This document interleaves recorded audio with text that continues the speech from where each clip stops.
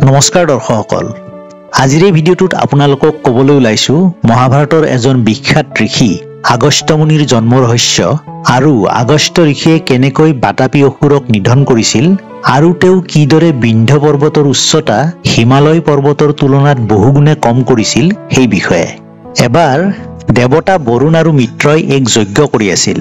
তেনেতে সৰগৰ অপ্সৰা উৰ্বশী আহি তাত উপস্থিত হল। উৰ্বশী আছিল অতিশয় ৰূপৱতী, অপৰূপ সৌন্দৰ্যৰ অধিকাৰী আৰু উৰ্বশীৰ আছিল এক অতি সুন্দৰ দৈহিক গঠন। উৰ্বশীৰ এই অপৰূপ সৌন্দৰ্য দেখি মিত্ৰ আৰু বৰুণ কামনাত উত্তেজিত হৈ পৰিল। অধিক উত্তেজনাৰ ফলত বৰুণ আৰু মিত্ৰৰ বীৰ্যস্খলন ঘটিল আৰু এই বীৰ্য আহি এটি মাটিৰ কলহৰ ভিতৰত পৰিল। তেতিয়াই সেই কলহৰ ভিতৰত আগস্ত্যৰ ভ্ৰূণৰ অংকুৰণ ঘটে। কিছুমান আখ্যানৰ মতে তেওঁৰ যমজ ঋষি বশিষ্ঠৰে সৈতে আগস্ত্যই এই কলহৰ পৰাই জন্ম লাভ কৰে। সেয়েহে এই আখ্যানৰ মতে আগস্ত্যমুনিক কুম্ভজনী নামেৰেও জনা যায়, যাৰ আক্ষৰিক অৰ্থ হৈছে যিজনৰ গৰ্ভ আছিল মাটিৰ পাত্ৰ, নতুবা যাৰ মাটিৰ পাত্ৰৰ গৰ্ভত জন্ম হৈছে। সেই মহামুনি আগস্ত্য অনবৰতে জ্ঞান আহৰণ আৰু সাধনাতে ব্যস্ত আছিল। তেওঁৰ বিয়া বাৰু কৰোৱাৰ ইচ্ছা সমূলি নাছিল, কিয়নো মুনিয়ে বিয়া বাৰু কৰাই ঘৰ সংসাৰৰ দায়িত্ব বহন কৰিলে জ্ঞান আহৰণ আৰু সাধনাত জটি পৰিব বুলি ভয় খাইছিল। এদিন মুনিয়ে কেইজনমান মানুহ তললৈ মূৰ কৰি ওলমি থকা দেখি আচৰিত হল। মুনিয়ে মানুহ কেইজনৰ ওচৰলৈ গৈ কিয়নো তেওঁলোকে এনেদৰে তললৈ মূৰ কৰি ওলমি আছে সেই বিষয়ে সোধাত মানুহ কেইজনে ক'লে, বোপা, আমি তোমাৰ পূৰ্বপুৰুষ। তুমি যদি বিয়া বাৰু কৰাই সন্তান জন্ম নিদিয়া তেতিয়া আমাক পিণ্ড দিবলৈ বংশত কোনো নাইকিয়া হ'ব। আমাৰ বংশও পৃথিৱীৰ পৰা লোপ পাব।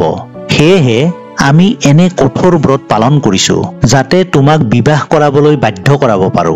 পূৰ্বপুৰুষৰ কথা শুনি আগস্ত্য মুনিৰ মনত বৰ দুখ লাগিল। তেওঁ বিয়া বাৰু কৰোৱাৰ সিদ্ধান্ত গ্ৰহণ কৰিলে। সেই সময়ত বিদৰ্ভ বুলি এখন ৰাজ্য আছিল। বিদৰ্ভ ৰাজ নিসন্তান আছিল।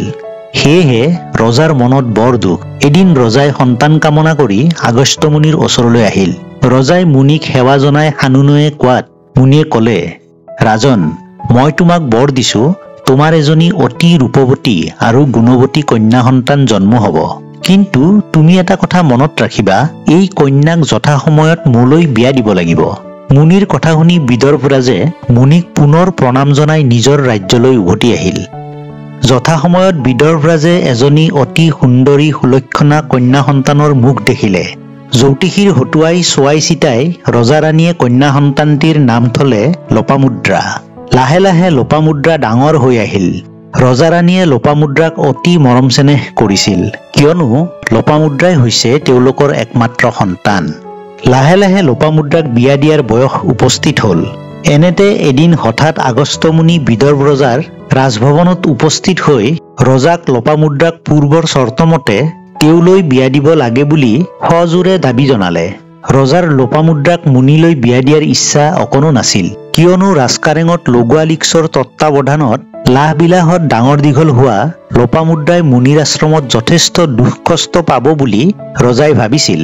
আনহাতে লোপামুদ্ৰাক মুনিলৈ বিয়া নিদিলেও মুনিয়ে যে সুদাই নেৰে সেই কথাও তেওঁলোকে ভালদৰে জানিছিল। মুনিয়ে নিশ্চয় সাপ দি ভীষণ অনিষ্ট সাধন কৰিব। এইবোৰ কথা ভাবি চিন্তি ৰজাৰ মন অশান্তিৰে ভৰি পৰিল। ইফালে লোপামুদ্ৰাই পিতাকৰ মনৰ অৱস্থা বুজি পাই ক'লে, পিতা, মোৰ মুনিৰ লগত বিবাহত বহিবৰ বাবে খুব ইচ্ছা আছে। মই বাধ্যত পৰি মুনিৰ লগত বিয়া হ'ব বিচৰা নাই। আগস্ত্য মুনি অতি জ্ঞানী গুণী আৰু মহান ব্যক্তি। জীয়েকৰ কথা শুনি ৰজাই মনত অলপ সাহস পালে আৰু ভাল দিন বাৰ এটা চাই লোপামুদ্ৰাক মুনিলৈ বিয়া দিলে। বিয়াৰ পিছত মুনি আগস্ত্যই লোপামুদ্ৰাক দেহৰ আ অলংকাৰ আৰু কাপোৰ কানি খুলি থৈ গছৰ বাকলি পৰিধান কৰিবলৈ কোৱাত লোপামুদ্ৰাই আনন্দ মনেৰে তাকে কৰি পিতৃ মাতৃৰ পৰা বিদায় লৈ মুনিৰ সৈতে আশ্ৰমলৈ বুলি বাট ললে।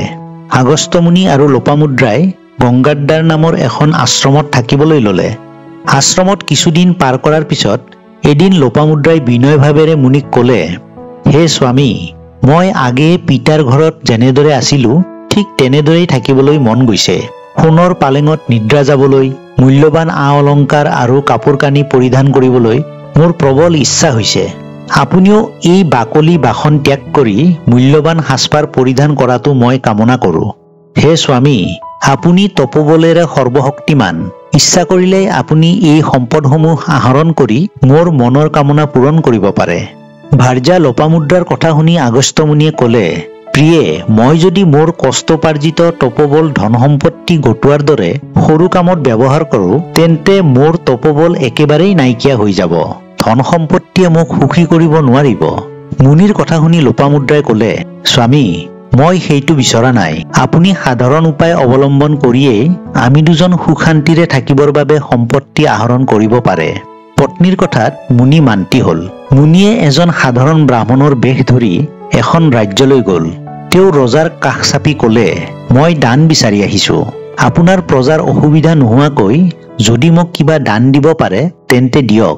মোক দান দিলে যদি প্ৰজাবৰ্গ অসুবিধাত পৰে তেন্তে মই সেই দান গ্ৰহণ কৰিব নিবিচাৰোঁ। ব্ৰাহ্মণৰূপী আগস্ত্যৰ কথা শুনি ৰজাই আয়ব্যয়ৰ হিচাপ চাই চিতি ক'লে, হে ব্ৰাহ্মণ, মই ৰাজকোষৰ এই হিচাপ আপোনাক দিছোঁ। এই হিচাপৰ পৰা চাই চিতি আপুনি যিখিনি গ্ৰহণ কৰিব বিচাৰে সেইখিনি কৰক। আপুনি যি বিচাৰে মই তাকেই দিম। ব্ৰাহ্মণৰূপী আগস্ত্যই ৰাজকোষৰ আয়ব্যয় হিচাপ চাই দেখিলে আয় যিমান ব্যয়ো সিমান। এনে ৰজাৰ পৰা দান ল'লে প্ৰজাৰ কষ্ট হ'ব, কিয়নো প্ৰজাৰ ওপৰত ৰজাই অধিক কৰৰ বোজা জাপি দিবলৈ বাধ্য হ'ব। ব্ৰাহ্মণৰূপী আগস্ত্যই সেই ৰজাক ক'লে, মহাৰাজ, আপোনাৰ পৰা দান ল'লে প্ৰজাসকল অসুবিধাত পৰিব। গতিকে মই আপোনাৰ পৰা দান ল'লে প্ৰজাসকলক অন্যায় কৰা হ'ব। সেয়েহে আপুনি মোক দান দিব নেলাগে। এনেদৰে মুনিয়ে কেইবাখনো ৰাজ্যত দান ল'বলৈ গৈও দান ল'ব নোৱাৰিলে। সেই ৰাজ্যবোৰৰ ৰাজকোষত ৰাহি ধন একেবাৰেই নাই। শেষত মুনিয়ে ইম্বল নামৰ এটা অতি দুষ্ট অসুৰৰ ৰাজ্যলৈ যোৱাৰ সিদ্ধান্ত গ্ৰহণ কৰিলে। সেই ইম্বলৰ বাতাপি নামৰ এজন ভায়েক আছিল। সিও ককায়েকৰ দৰেই খুব দুষ্ট আছিল। তেওঁলোকে ঋষি মুনি ব্ৰাহ্মণ আদি সৎলোকক দেখিবই নোৱাৰিছিল। ইম্বলে ব্ৰাহ্মণ বিচাৰি বিচাৰি বাটে পথে ঘূৰি ফুৰিছিল। কৰবাত ব্ৰাহ্মণ লগ পালেই ঘৰলৈ ভোজন কৰিবৰ বাবে অতি সাদৰেৰে নিমন্ত্ৰণ জনাইছিল। ইম্বলে মন্ত্ৰৰ বলেৰে নিজৰ ভায়েক বাতাপিক এটা ছাগলীলৈ ৰূপান্তৰ কৰিছিল। তাৰ পিছত সেই ছাগলীটো মাৰি কাটি ৰান্ধি বাঢ়ি ব্ৰাহ্মণক খাবলৈ দিছিল। ব্ৰাহ্মণে ভোজন কৰি শেষ হলেই ইম্বলে মন্ত্ৰ মাতি পুনৰ বাতাপি বাতাপি বুলি মতাৰ লগে লগে বাতাপিয়ে পুনৰ জীৱন পাই ব্ৰাহ্মণৰ পেট ফালি ওলাই আহি খলখলাই হাঁহিছিল।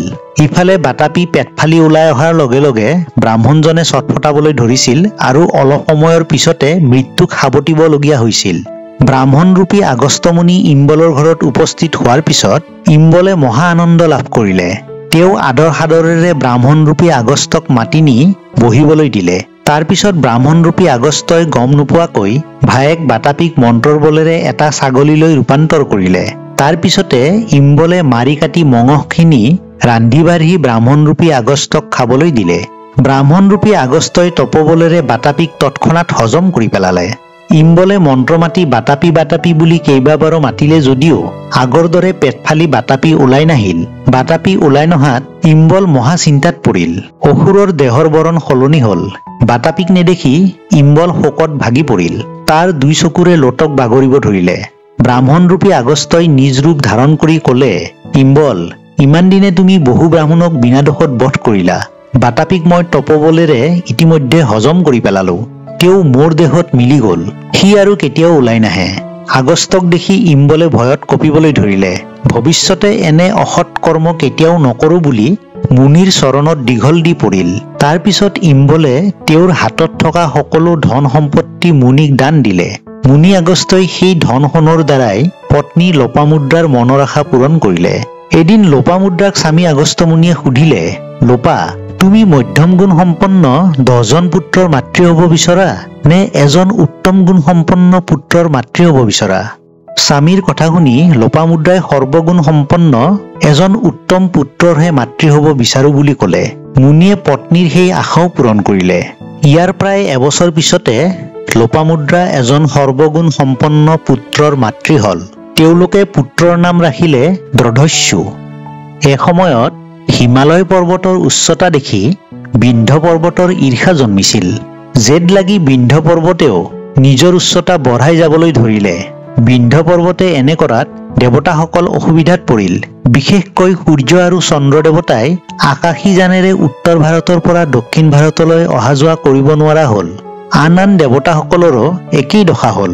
আহুকানে পহুকানে দেৱতাসকলে গম পালে বিন্ধ্য পৰ্বতে আগস্ত্য মুনিক খুব সন্মান কৰে। সেয়েহে বিন্ধ্য পৰ্বতৰ উচ্চতা কমাবৰ বাবে দেৱতাসকল আগস্ত্য মুনিৰ কাষ চাপিল। মুনিয়ে দেৱতাসকলক সহায় কৰাৰ আশ্বাস দি বিদায় দিলে।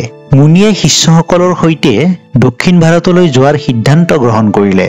দক্ষিণ ভাৰতলৈ যাওঁতে বিন্ধ্য পৰ্বতৰ কাষ পাই মুনিয়ে বিন্ধ্য পৰ্বতক ক'লে, হে গিৰিৰাজ, মই তোমাক অতিক্ৰম কৰি দক্ষিণ ভাৰতলৈ যাবলৈ ওলাইছো। তুমি আৰু ওখ হলে মই তোমাক অতিক্ৰম কৰি পাৰ হৈ যাব নোৱাৰিম। মই দক্ষিণাত্যলৈ গৈ পুনৰ উভতি অহালৈকে তুমি আৰু ওখ নহবা। মই উভতি অহাৰ পিছত তুমি তোমাৰ উচ্চতা যিমান মন যায় সিমান বঢ়াবা। বিন্ধ্য পৰ্বতে আগস্ত্য মুনিক খুব সন্মান কৰিছিল।